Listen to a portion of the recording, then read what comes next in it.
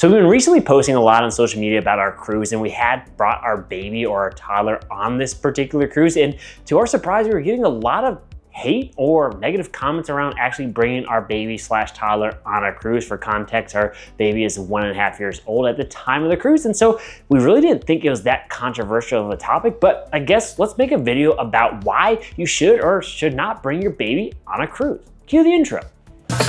What's up, YouTube? Trevi from the Adventure Buddies, the modern travel family, bringing you another video filled with tips, tricks, and inspiration to make sure you maximize your next family adventure, like we always do here at the Adventure Buddies.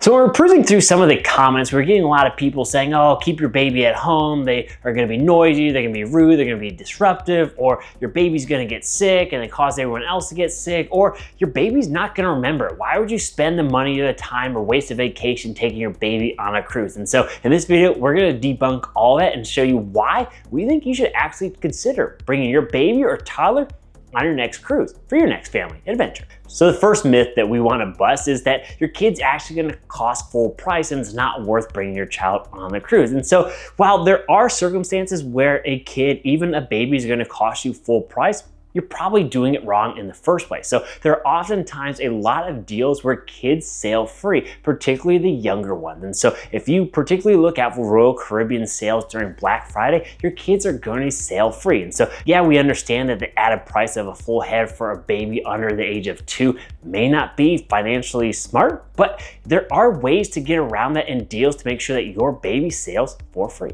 So the second myth that we want to bust is that your baby's not going to have any fun on this trip, so why would you even bring your baby on the cruise? And so we would highly encourage you to think opposite. So your baby's actually going to have a ton of fun, dependent on the ship, obviously. So we recently went on Wonders of the Seas. If you want to see that full review on that ship, click the link above here. And they had a ton of things for kids to do from a variety of ages. So they had the nursery, they had the splash pads, they had a jungle gym, they had a ton of activities for your kids to be immersed in the entire time. And so we felt there was no issue having things to do with our kids. So we also recognize that that's not for every ship. So again, we encourage you to do your research before selecting the cruise to take your baby on, obviously. So the third myth that we want to bust is that why would you bring your kid on a cruise that would actually limit you from doing all the other things that you want to do, either as a grown adult or for us, we've got kids who are 12 and 14. And so maybe that's going to hinder the activities that we do. And so we're here to tell you that no, there are options that you could actually drop your kid off at the nursery and or kids club,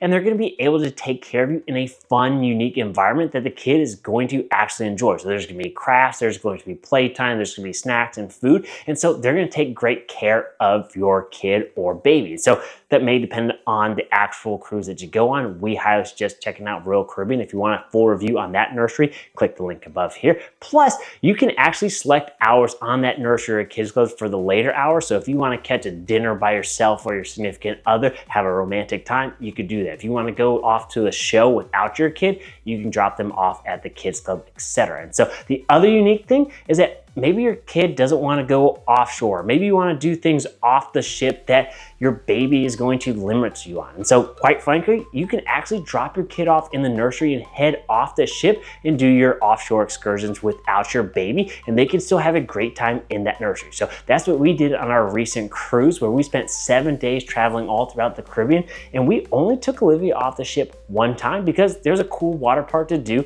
at Royal Caribbean's Coco Cay.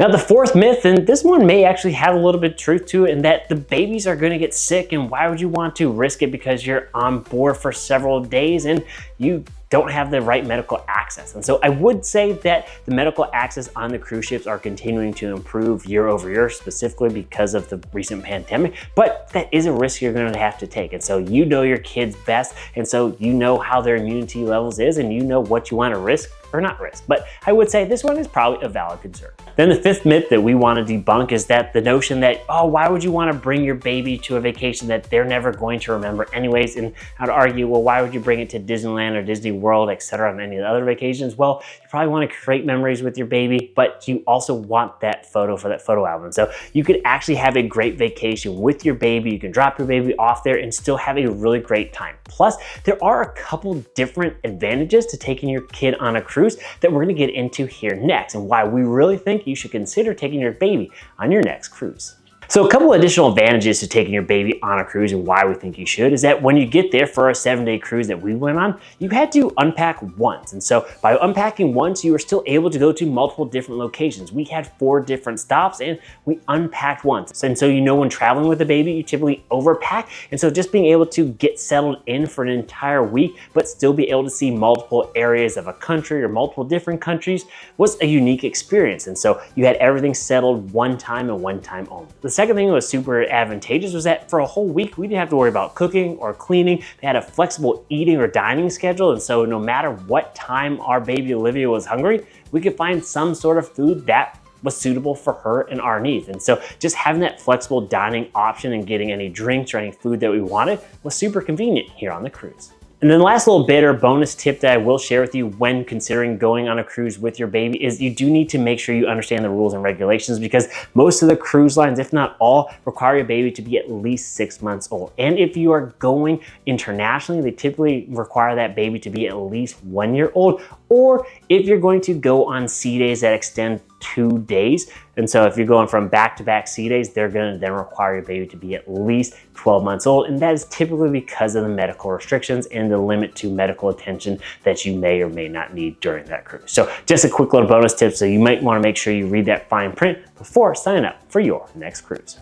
So there you guys have it, a few reasons on why we feel that you should bring your baby or toddler on your next cruising adventure, and a few tips along the way. And so comment down below if you think bringing a baby or a toddler on a cruise is appropriate, is okay to do, or is something you're even considering. And if you don't, leave a comment down below. We'd love to understand your rationale and reasoning as well. So if you did like this video though, we do highly encourage you to hit that big like button, hit that red subscribe button for more travel tips and adventures, and most importantly, remember, life's an adventure. Who are you going on it with?